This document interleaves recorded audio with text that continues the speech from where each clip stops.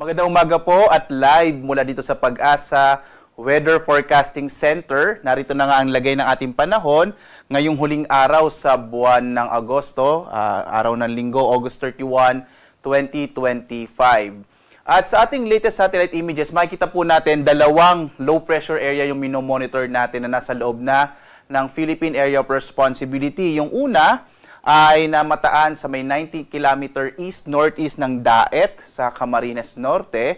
Makikita nyo po kulay green po ito. Ibig sabihin kasi nito ay napakalitan ng posibilidad na ito or unlikely na ito ay mabuo pa at maging isang ganap na bagyo. Bagamat makikita po ninyo, may mga kaulapan na ito na magdadala ng mga pag-ulan particular na sa area ng Southern Luzon, itong Bicol region at maging bahagi ng Eastern Visayas. Samantala, isang bagong low pressure area yung ating minomonitor na huling namataan 900 kilometers naman silangan ng Eastern Visayas. Makikita po natin kulay yellow po siya, ibig sabihin na low chance. Sa ngayon medyo mababa pa yung posibilidad na ito ay maging bagyo, bagamat patuloy pa rin nating i-monitor. Nasa karagatan pa rin ito, kaya posible pa rin itong lumakas at babantayan natin hanggang sa mga susunod na araw. Samantala, patuloy pa rin yung pag-iral ng southwest monsoon o habagat, particular na nga dito sa may kanlurang bahagi ng ating bansa, partikular na sa kanlurang bahagi ng Southern Luzon, maging dito sa Kabisayaan, at sa may western section ng Mindanao. Inaasahan pa rin natin malaking bahagi ng Kabisayaan at maging Southern Luzon, itong area ng Calabarzon kasama yung Mimaropa, Metro Manila at Bicol region ay makararanas ng maulap na kalangitan na may kalat-kalat ng mga pag-ulan, pagkilat, pagkulog dulot ng southwest monsoon at itong low pressure area na ating minomonitor sa may silangang bahagi ng Bicol region. At maging itong northern area ng northern Mindanao, kasama yung Caraga, Zamboanga Peninsula at malaking bahagi ng Kabisayaan, makararanas din ng maulap na kalangitan na may mga kalat-kalat ng mga pag-ulan, pagkilat, pagkulog. Yung hilagang bahagi ng Luzon, generally fair weather sa araw na ito. At maliban nga dito sa dalawang low pressure area, wala na tayo iba pang minomonitor na bagyo or LPA sa labas ng Philippine Area of Responsibility.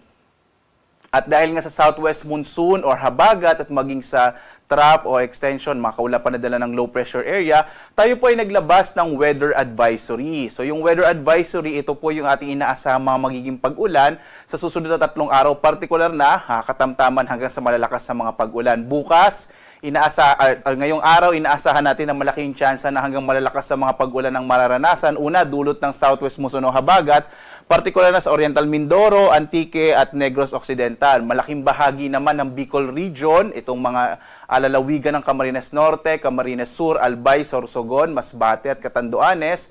Maging itong Northern Samar at Quezon Province makararanas din ng mga malalakas na mga pag-ulan sa araw na ito. Dulot nga nitong trough or extension ng low pressure area na nasa may silangang bahagi ng Bicol region. Pagdating ng araw ng Lunes, bukas, September 1, inaasahan pa rin natin ang mga pag-ulan sa Bicol region at sa may western section ng Visayas at ng Southern Luzon, yung Occidental Mindoro, Romblon, Antique at Aklan, dulot ng hanging habagat. At pagdating po ng araw ng Martes, inaasahan natin na itong area ng Occidental Mindoro posible pa rin hanggang malalakas sa mga pag-ulan, dulot ng hanging habagat. Muli po, dahil malalakas yung mga pag-ulan, posible yung mga pagguho ng lupa or landslide at mga biglang pagbaha or flash floods.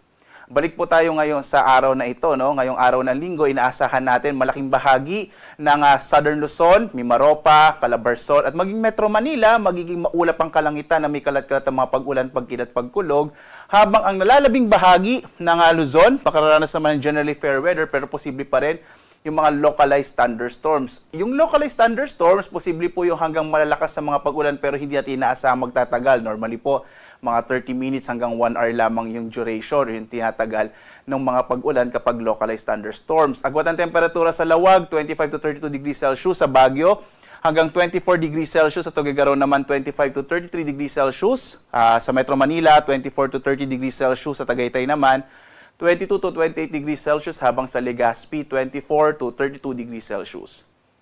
Malaki rin yung tsansa ng maulang panahon at maulap na kalangitan sa bahagi ng Palawan, dulot ng hanging habagat. Agwat ang temperatura sa Kalayaan Islands, 25 to 31 degrees Celsius.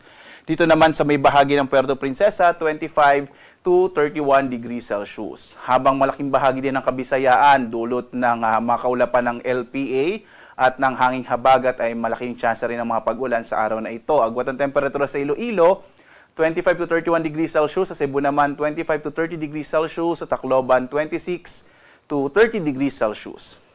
Ang Zamboanga Peninsula, Northern Mindanao at Caraga Region, inaasahan din natin na malaking tsansa ng mga pag-ulan sa araw na ito, dulot ng hanging habagat at maging yung trough o makaulapan ng low pressure area. Habang ang nalalabing bahagi ng Mindanao, mga localized thunderstorms naman ang mararanasan sa araw na ito. Agwat ang temperatura sa Zamboanga, 24 to 30 degrees Celsius. Sa Cagayan de Oro, 23 to 30 degrees Celsius. Habang sa Davao, 25 to 30 degrees Celsius. Sa lagay naman ng ating karagatan, inaasahan natin banayad hanggang sa katamtaman na magiging pag-alon ng karagatan. Although posible po na medyo malakas yung pag-alon, particular na sa may kanlurang bahagi ng Luzon, katamtamang mga pag-alon hanggang 1.8 meters na mga taas ng alon, dulot yan ng hanging habagat or southwest monsoon. At mag-ingat din kapag may mga thunderstorms na kung minsan nagpapalakas ng alon ng karagatan. At ito po ang ating inaasang magiging lagay ng panahon para sa mga susunod pa na araw. Mula po bukas, araw ng Lunes hanggang Huwebes, no? Simula na po tayo ng Bear Months, no? Starting tomorrow.